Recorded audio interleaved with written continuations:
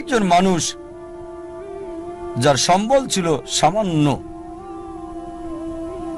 কিন্তু তিনি লক্ষ্যের চূড়ায় পৌঁছেছেন।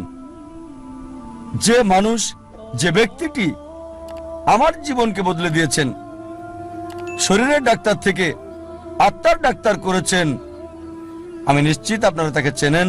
তিনি হচ্ছেন শেখ আহমেদ দিদাত। চলুন তার লক্ষ্য নির্ধারণ দেখি। শেখ আহমেদ দিদাত, যদি আপনারা তার জীবনী পড়েন তাহলে দেখবেন যে পড়ালেখা করেছেন 6ষ্ঠ শ্রেণী পর্যন্ত মাত্র। তার কারণ ছিল সাংসারিক অভাব, বাধ্য হয়ে পড়ালেখা ছেড়ে দেন তিনি। 6ষ্ঠ শ্রেণী পাশ করার পর লেখাপড়া ছাড়তে বাধ্য হলেন। সামান্য সম্বল নিয়ে নিজের দেশ ভারত জন্মস্থান ছেড়ে চলে গেলেন দক্ষিণ আফ্রিকায়। তিনি কাজ করতেন সেলসম্যানের, ফার্নিচারের দোকানে দোকানে ড্রাইভিংও করেছেন তিনি ইত্যাদি। আর দক্ষিণ আফ্রিকায় থাকাকালীন তিনি নিয়মিত খ্রিস্টান মিশনারিদের বিড়ম্বনা শিকার হতেন, যারা বলতো ইসলাম একটা অনুপযোগী ধর্ম, নির্দয় ধর্ম। তারা ইসলামকে আক্রমণ করত। আর যেহেতু হ্যারাসমেন্টের শিকার, তার মনে একটা ইচ্ছা আসলো, ইসলামের বিরুদ্ধে সব অভিযোগের আমি উত্তর দিতে চাই সেই সব খ্রিস্টান মিশনারিদের। এই খ্রিস্টান মিশনারিদের ইসলামের বিরুদ্ধে বলার উপযুক্ত জবাব দিতে চাই। চিন্তা করেন, 6ষ্ঠ শ্রেণী পর্যন্ত পড়া একজন মানুষ। তবে অবশ্যই আল্লাহর উপর ভরসা ছিল। তিনি চেষ্টা করেছেন। একটা বই তাকে বেশ নাড়া দিয়েছিল।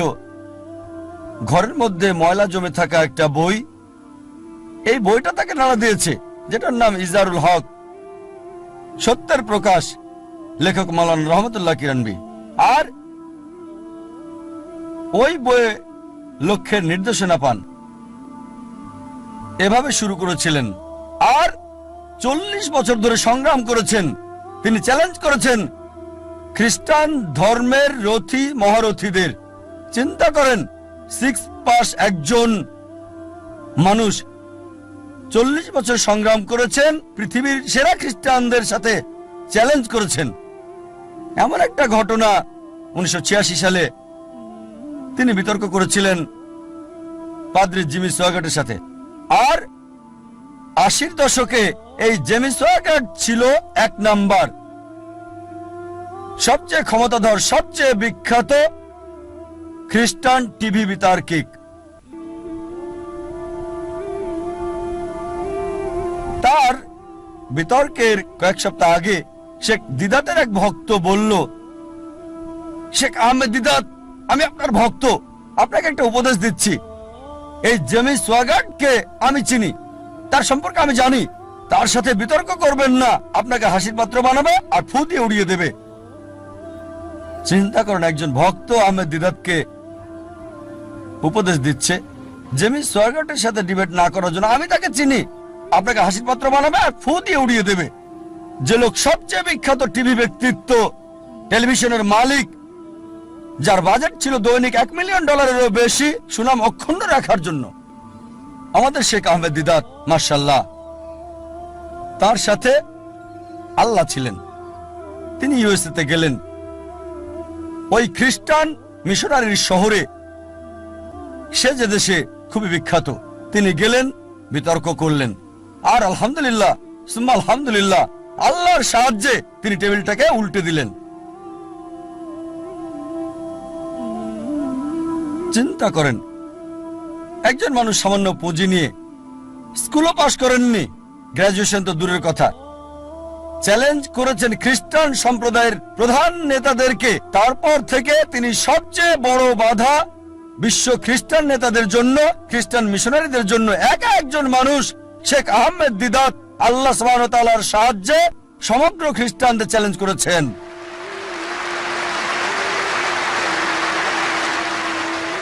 এবার তার লক্ষ্য নির্ধারণ দেখি। 1 নাম্বার হচ্ছে ইসলামিক। প্রথমে এটা কি ইসলামিক ছিল? কোরআন এবং সহিহ হাদিস মোতাবেক এটা কি আল্লাহ এবং রাসূলের জন্য ছিল? স্বাভাবিকভাবে হ্যাঁ ছিল। এ কারণেই তিনি লক্ষ্য অর্জন করেছিলেন। দ্বিতীয় হচ্ছে, এটা কি নির্দিষ্ট ছিল? হ্যাঁ, তার লক্ষ্য নির্দিষ্ট ছিল। আমি ইসলামের বিরুদ্ধে অভিযোগের উত্তর দিতে চাই, এটা ছিল নির্দিষ্ট। যথাযথ জবাব দিতে চাই। অমুসলিমদের মন থেকে ইসলাম সম্পর্কে ভুল ধারণাটা সরাতে চাই আমি। তৃতীয় বিষয় হচ্ছে, এটা কি লাভজনক ছিল, কল্যাণকর ছিল?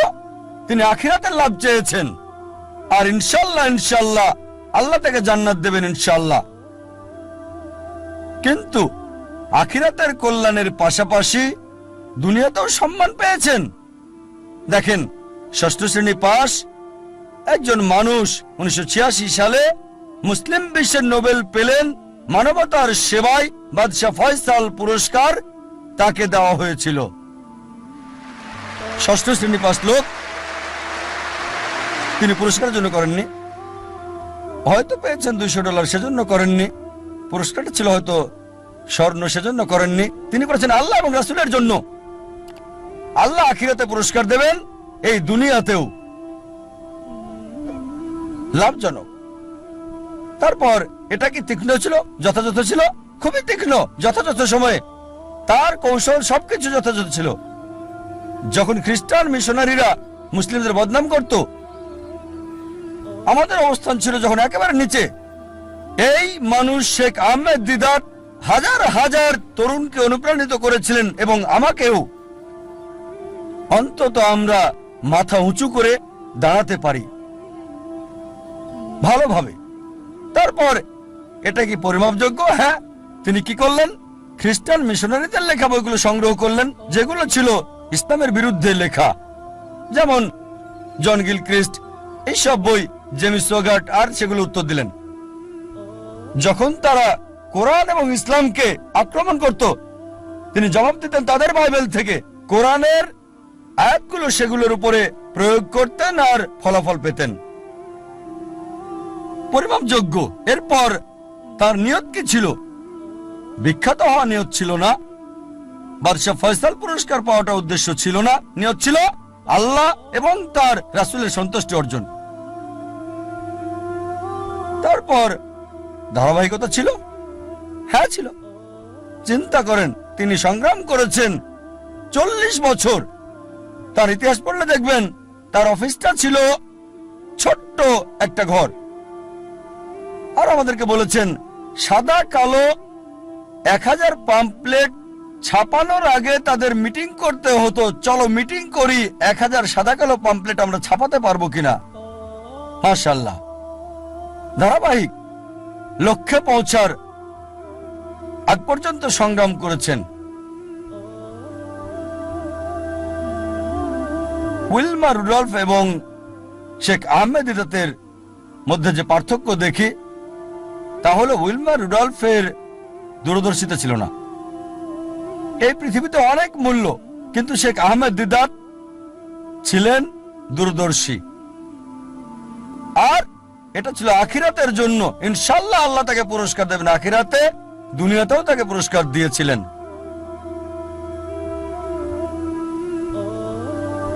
আমাদের অনেকে জানে না জীবনের উদ্দেশ্যটা কি। বেশিরভাগই 1 নম্বর উদ্দেশ্যটা হচ্ছে কিভাবে উপার্জন করবে।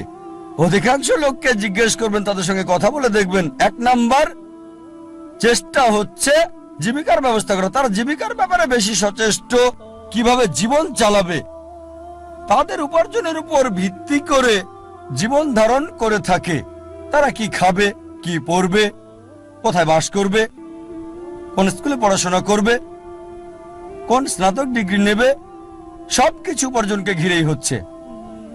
আর এরা চিন্তা করে যে যদি বেশি টাকা উপার্জন করতে পারে তাহলে জীবনের লক্ষ্য অর্জন করে ফেলেছে।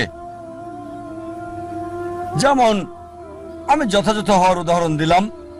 আমাদের অধিকাংশই কি করি? পাখির চোখ নিশানা না করে কি করি? আমরা শূন্যে গুলি করে দিই, আর চারপাশের বিষয়গুলো টেনে আনি নিশানা ছাড়াই গুলি করে দেই। কোনো একটা বিষয়ে গ্রাজুয়েশন করি, তারপর যখন বলা হয় কেন এই কোর্স নিয়েছো তুমি? ও আমি তো ভাবিনি। তারপর বিশেষত্ব খোঁজে, আরো বেশি বিশেষত্ব খোঁজে, তারপর চেষ্টা করে, যাচাই করে কেন এই কোর্স নিয়েছে।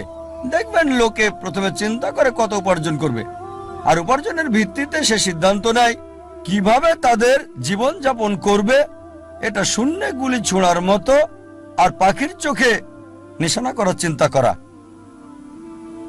প্রথমে দেখতে হবে আমাদের কেন্দ্র কোনটা, কোনটাকে ভিত্তি করে আমাদের জীবন আবর্তিত হচ্ছে।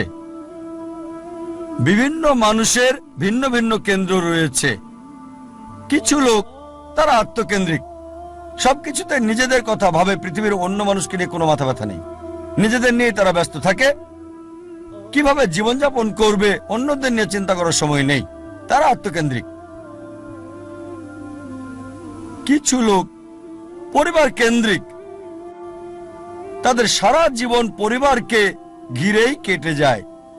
তারা যে কোনো নিয়ম ভাঙতে বা গড়তে প্রস্তুত, হোক সেটা সঠিক কিংবা ভুল, পরিবারকে সুখী করতে। তাদের মূল উদ্দেশ্যটা হচ্ছে পরিবারকে খুশি করা। কেউ হয়তো পিতামাতা কেন্দ্রিক, কিছু হয়তো পরিবার কেন্দ্রিক, স্ত্রী কেন্দ্রিক বা স্বামী কেন্দ্রিক, কেউ হয়তো সন্তান কেন্দ্রিক। দেখবেন কিছু লোক পিতামাতাকে খুশি করার জন্য যে কোনো কিছু করতে পারে। তাদের জীবনের সব নিয়ম কানুন পিতামাতার পছন্দ অপছন্দের ভিত্তিতে হয়। আল্লাহ কোরআনে বলেছেন, সূরা লুকমান অধ্যায় 31 আয়াত 14, যে আমি মানুষকে নির্দেশ দিয়েছি পিতামাতার সাথে সদ্ব্যবহার করতে। অনেক কষ্ট সহ্য করে মাতাকে গর্ভে ধারণ করেছে, অনেক কষ্ট সহ্য করে তাকে জন্ম দিয়েছে। ঠিক তারপরে আয়াত সূরা লুকমান অধ্যায় 31 আয়াত 15 বলছে, যদি তোমার পিতামাতা চেষ্টা করে, জিহাদ করে, চেষ্টা আর সংগ্রাম করে তোমাকে বাধ্য করে আল্লাহ সুবহানাহু ওয়া তাআলা ছাড়া অন্য কারো ইবাদত করতে, যে বিষয়ে তোমার কোনো জ্ঞান নেই, তাদের মানবে না, তবে তাদের সাথে থাকো ভালোবাসা আর মমতা দিয়ে। তার মানে আমাদের স্রষ্টা বলেছেন পিতামাতাকে ভালোবাসতে, মানতে হবে, কিন্তু স্রষ্টার বিরুদ্ধে যেতে বললে, আল্লাহ এবং তার চূড়ান্ত নবীর বিরুদ্ধে যেতে বললে তাদের মানবে না। তারপরও তাদেরকে ভালোবাসো, সহানুভূতি দাও। সীমানা আছে। কিছু মানুষ স্বামী বা স্ত্রী কেন্দ্রিক, তারা স্ত্রীদেরকে খুশি করতে চায় বা স্বামীদেরকে খুশি করতে চায়। আর ধরেন কারো স্ত্রী খুবই দামি ডায়মন্ড নেকলেস চাইলো, তার দেওয়ার সামর্থ্য নেই, সে কি করলো? ভিক্ষা করলো, ধার করলো বা চুরি করলো, আর ওই ডায়মন্ডের নেকলেসটা স্ত্রীর জন্য কিনে আনলো। তার লক্ষ্য স্ত্রীকে খুশি করা। কিছু লোক সন্তান কেন্দ্রিক, সন্তানদের খুশি করতে চায়। অনেক সময় দেখা যায় হয়তো কারো ছেলে বিদেশে গিয়ে লেখাপড়া করতে চায়, সে যে বিষয়ে ভর্তি হতে যাচ্ছে সেটা অপ্রয়োজনীয়, এটা তাকে দুনিয়াতেও সাহায্য করবে না, আখিরাতেও সাহায্য করবে না। তারপর কারণ ছেলে বিদেশে পড়তে চায়, এই লোক সম্পত্তি বন্ধক রাখে এবং ছেলেকে আমেরিকাতে পাঠায় আর বলে আমার ছেলে তো আমেরিকায় পড়ছে, যদিও তার লক্ষ্যটা হচ্ছে সে ছেলেকে আমেরিকাতে পড়াবে। আসলে উদ্দেশ্যটা কি?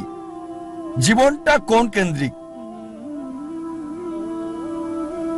কিছু লোক যারা হচ্ছে সমাজ কেন্দ্রিক, আমরা জানতে চাই আমাদের পরিবারের বাইরের লোকজন কি চিন্তা করে, এভাবে পুরো জীবনটা সমাজ কেন্দ্রিক হয়ে যায়। কিছু লোক প্রতিবেশী কেন্দ্রিক, প্রতিবেশীর সাথে প্রতিযোগিতায় লিপ্ত। একটা গল্প মনে পড়ে গেল।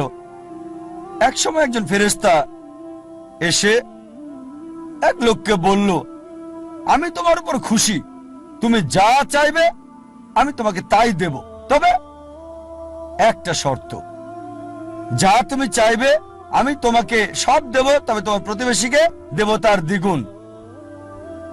লোকটা বলল, একটা রোলেক্স ঘড়ি আমার চাই। ফেরেশতা তাকে রোলেক্স ঘড়ি দিয়ে দিল। প্রতিবেশী দুটো রোলেক্স ঘড়ি পেল। লোকটি বলল, একটা মার্সিডিজ গাড়ি আমার চাই। ফেরেশতা তাকে মার্সিডিজ গাড়ি দিল। প্রতিবেশীকে দুটো মার্সিডিজ দিল। লোকটি বলল, একটা সুন্দর বড় বাংলো চাই। ফেরেশতা তাকে সুন্দর বড় বাংলো দিল। তার প্রতিবেশীকে দেওয়া হলো দুটো সুন্দর বড় বাংলো। লোকটি পরে বলল, দয়া করে আমার শেষ ইচ্ছাটা তুমি পূরণ করে দাও। কি সেটা? আমার একটা চোখ তুমি নষ্ট করে দাও, যাতে কিছু আমি চোখে না দেখতে পাই।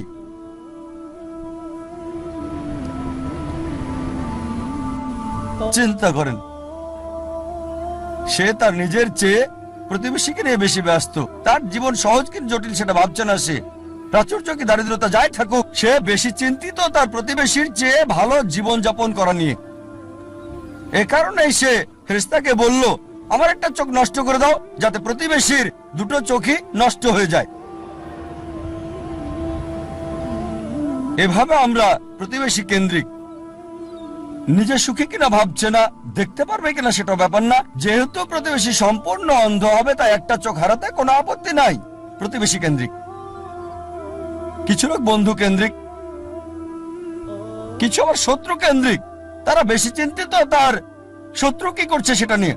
শত্রু কি চিন্তা করছে আমার ব্যাপারে তা নিয়ে পরিকল্পনা করে। শত্রু যদি এটা করে আমি ওটা করব। সব সময় সারা জীবন চিন্তা করে এভাবে শত্রুরা কি করছে। এটা আপনি পাবেন বিভিন্ন ক্ষেত্রে। ব্যবসায়ী চিন্তা করছে তার শত্রুর ব্যাপারে, ছাত্র চিন্তা করছে শত্রুর ব্যাপারে। তারা যা চিন্তা করে তার প্রতিরোধ চিন্তা করে। শত্রু যা চিন্তা করছে তার প্রতিরোধমূলক চিন্তা। বেশিরভাগ সময় তারা কাটায় শত্রুর মোকাবেলার চিন্তা করে। তাদেরকে একটা সুন্দর শান্তির উপদেশ দিতে চাই, যা আমি অনুসরণ করি। যদি কেউ আপনার দিকে পাথর ছুঁড়ে মারে, নিজেকে এতটা উঁচুতে নিয়ে যান যাতে পাথর আপনাকে ছুঁতে না পারে। কেউ আপনার দিকে ঢিল ছুঁড়ে মারলে নিজেকে এমন উঁচুতে নিয়ে যান যাতে পাথর আসতে না পারে।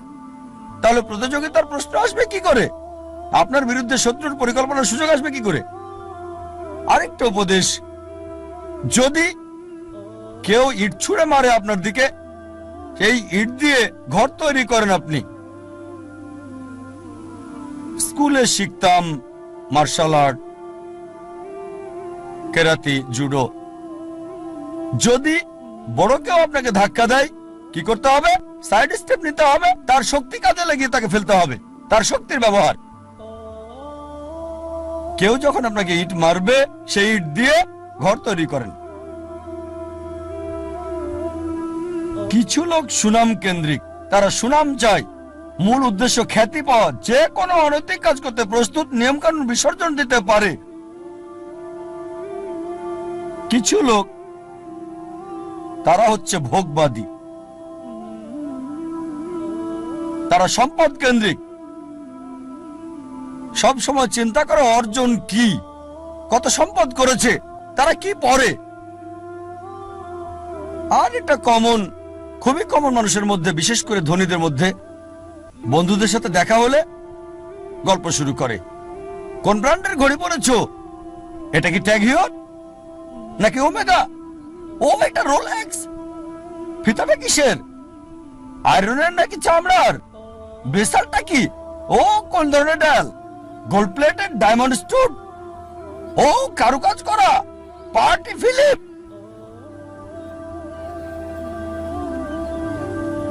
ধনী লোকদের অধিকাংশেরই এটা একটা ঘড়ি থাকে না, অনেকগুলো ঘড়ি। আর চিন্তা করে, ঠিক আছে আজকে এই ঘড়িটা পরলাম, পরের দিন পরবো না। বন্ধুদের কাছে যাওয়ার সময় এভাবে চিন্তা করে সময় পার করে কোন অনুষ্ঠানে কোনটা পরবে। একইভাবে এরা গাড়ির ব্যাপারেও কথা বলে। তোমারটা কি গাড়ি? BMW, Mercedes, Porsche, Rolls Royce, Maybach, Bentley, designer. এভাবে সময় কাটায়, প্রায় করে থাকে, যেহেতু এটা তাদের আইডেন্টিটি। এই ঘড়ি না পড়লে তাদের কে চিনবে? এই গাড়িতে না চড়লে মার্সিডিজ বা বিএমডাব্লিউ তে না চড়লে তাদের কে চিনবে? এটা আইডেন্টিটি।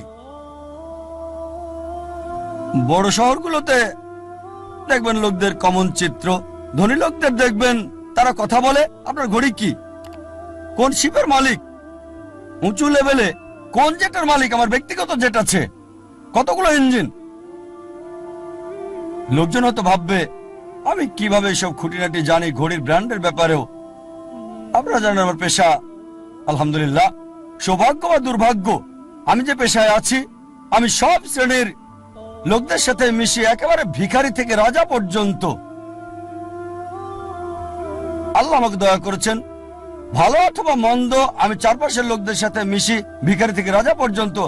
আর যে সুযোগটা আমি পাই কোন বস্তুবাদীর সাথে যখনই কথা বলি, আমি চেষ্টা করি দাওয়াত দেই, তাদের বলি তোমার ঘড়ির দাম হয়তো $1000 বা $10,000 অথবা $1,00,000, আমার ঘড়ি আমি যেটা পড়ছি এই ঘড়িটার দাম মাত্র $1400, $30 কম। অনেক বছর ধরে ব্যবহার করছি, ভালো সার্ভিস দিচ্ছে, একেবারে তোমারটার মতোই। সাধারণ ঘড়ি দাম মাত্র $1400। আলহামদুলিল্লাহ, আল্লাহ দয়া করেছেন, আমি যেগুলো নাম বললাম অধিকাংশ ব্র্যান্ডই উপহার পেয়েছি, সবগুলো ব্র্যান্ডই উপহার পেয়েছি। এই সবগুলো ওমেগা, রোলেক্স অনেক পেয়েছি। আর আমি নবী মুহাম্মদ সাল্লাল্লাহু আলাইহি ওয়াসাল্লামের পথ অনুসরণ করেছি। আমি অন্য দায়ীদের দিয়ে দেই, আমার স্টাফদের দিয়ে দেই, যাতে করে আমি খুতুওয়াতুশ শয়তান থেকে দূরে থাকতে পারি। অনেক সময় অনেক উপলক্ষে আমাকে নিমন্ত্রণকারীরা তাদের ব্যক্তিগত জেট প্লেন আমার জন্য পাঠায়, ব্যক্তিগত জেট প্লেন আমাকে নিয়ে যাওয়ার জন্য তারা পাঠিয়ে দেয়। এমন অনেকবারই হয়েছে। চিন্তা করেন, জেট প্লেনের খরচ শুধুমাত্র একজন মানুষের জন্য, পাইলটদের পেমেন্ট, এয়ার হোস্টেসের পেমেন্ট, এয়ারপোর্টের ভাড়ার খরচ। তাই আমি তাকে বললাম এটা সবচেয়ে ভালো হয় যদি একটা ইকোনমিক ক্লাস টিকিট পাঠান। আলহামদুলিল্লাহ, আল্লাহ আমাকে দয়া করেছেন, আমার পরিবারকে রহমত করেছেন। মাশাআল্লাহ, এই সব গাড়ি কিনতে পারবো, ফার্স্ট ক্লাসে ভ্রমণ করতে পারি, আলহামদুলিল্লাহ। কিন্তু আমি একজন দায়ী, তাই আমি তাকে বললাম এত টাকা খরচ করার চেয়ে বরং একটা ইকোনমিক ক্লাস টিকিট পাঠিয়ে দেন, চলে আসব, বাকি টাকা অন্য কোথাও দান করে দেবেন আল্লাহ সুবহানাহু ওয়া তাআলার পথে। আয়োজকেরও মাশাআল্লাহ নিয়ত স্বচ্ছ হওয়ায় আমাকে বললেন যে আমার জেট প্লেনে কাকে আমি আনতে পাঠাবো, আর কে উত্তম আল্লাহর পথে দায়ী ইচ্ছে। আমি তাকে বললাম ইনশাআল্লাহ আপনার নিয়ত যেহেতু সহি, ইনশাআল্লাহ আল্লাহ আপনাকে পুরস্কার দেবেন। তার নিয়ত ছিল আল্লাহর পথে দায়ীর জন্য ভালো ব্যবস্থা করা, আল্লাহ তাকে পুরস্কার দেবেন। একটা কথা মনে রাখবেন, এর মানে বলছি না যে এই সব কিছু ভোগ বিলাস একেবারে হারাম, সব ক্ষেত্রে এগুলো হারাম তা নয়। জীবনের উদ্দেশ্যটা কি জানতে হবে। এগুলো হারাম হতেও পারে আবার নাও হতে পারে।